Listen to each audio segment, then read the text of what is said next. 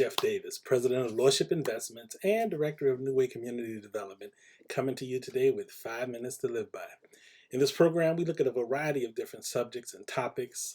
We look at business, insurance, sales, finances, marriage, Christianity, just to name a few. Today, we're going to be coming out of a book I wrote, Success. A Journey to Your Final Destination. This book was written for people who are looking to achieve success in every area of their life. Success. A Journey to Your Final Destination. So today I want to address this topic, hindrances to being successful. Now, we've already established that just about everybody wants to be successful. Most people do not live their lives thinking about reasons to fail. We want to succeed. We want to be a success. And so in this pursuit, in terms of us trying to get there, there are always going to be roadblocks, hindrances, challenges, things that we have to face and things that we deal with in order to achieve our goal. Today, I'm going to just look at a few things that kind of stand in the way. Some of them you may have already thought of and others you may not, but just something to give you a little insight into what it means to deal with the hindrances that stand in the way of our success. Now, first, remember, there's been a lot of books written on success. Lots and lots and lots of books on success. How to be successful, steps to take to being successful, etc., etc. And even in the Bible, you have quite a few scriptures that talk about success and of how, as a Christian, if you follow after God and you stay on the path that He has for you, that success is something you'll run into. But it's also possible that there's something in your life that is holding you back from the success you want. And this is where the introspection comes, where we have to stop for a moment and take a look, take stock of what's going on inside of us, because sometimes everything you need externally is there, but yet you're not finding success. And you have to ask yourself, why? Why isn't my marriage working when my spouse loves me clearly and is supportive of me? Why am I not doing better on my job when it is evident that I'm a good employee and everybody sees it and they want me to do better and to excel and be promoted? Why do I feel like I'm failing when in all instances that I look at, when I really take a good look at myself, I'm not failing at all? Well, a couple of things to consider. First of all, what's your personal definition of success? We started off this series looking at the fact that you have to establish what it means to be successful for you. We all do not share the same definition of success. Some people are not successful unless they've got $1 billion to their name. Their net worth's at $1 billion or better. Others are not successful unless they have $1 million to the name. I remember having a friend years ago tell me, we were like in our 20s and stuff, and they said that for them being successful meant they had $1,500 in the bank at all times. So the definitions that we have for success are not dependent upon other people. You have to decide for yourself, determine what is your personal definition of being successful. And I believe you need to take the different areas of your life, your family, your finances, your career, your education, your spiritual walk, all of these different components that make up our lives. We have to find out what is a success in each of these components.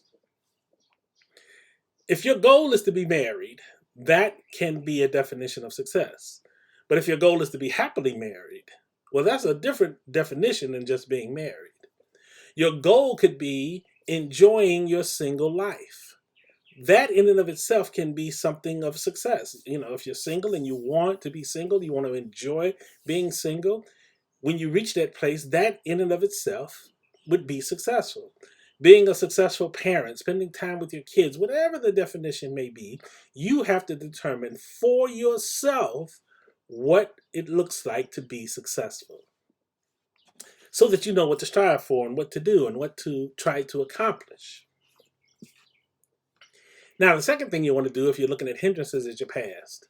And sadly, for many of us, our past has been one of the biggest hindrances to our success. Why? Because for some of us, we've never seen people living the life of success that we envision. Meaning we have a dream for ourselves to be at a certain place, but then when you try to look around and find people that are like that, in your world, you don't find it. Some of us are in environments where everybody around us is just trying to make it, just trying to get by, just trying to survive, happy that they still have a job and that they can still pay their bills. But in your mind, that might not be the definition of success.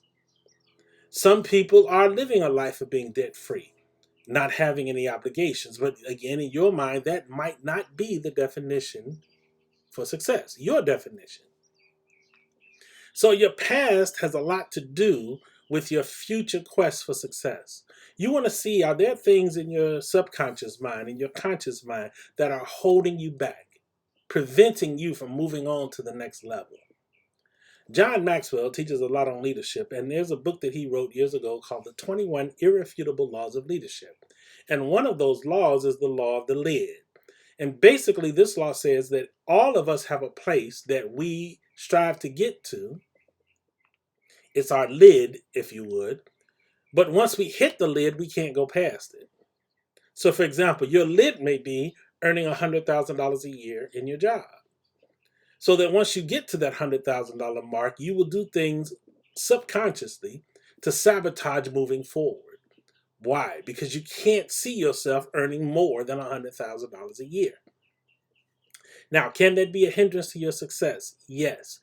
Because if your goal is to earn more than $100,000 a year, but your lid is $100,000 a year, you will never hit that goal and you will always be frustrated. So what we need to do is we need to set goals that allow us to be able to reach the places that we want to. And if there's a lid in place, remove it. I've talked to people who have been hurt in their marriage. They were married to somebody, they cheated on them, they were devastated, they ended up divorcing, and now here it is, years later, they're trying to find love again. And one of the things, their goals, if you were, if you think about being successful to them, is to find a spouse that doesn't cheat.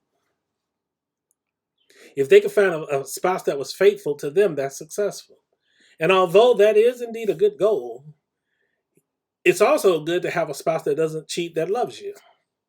A spouse that doesn't cheat, that loves you and pays attention to you. So there are ways to be able to get past the hindrances, but you have to know they're there.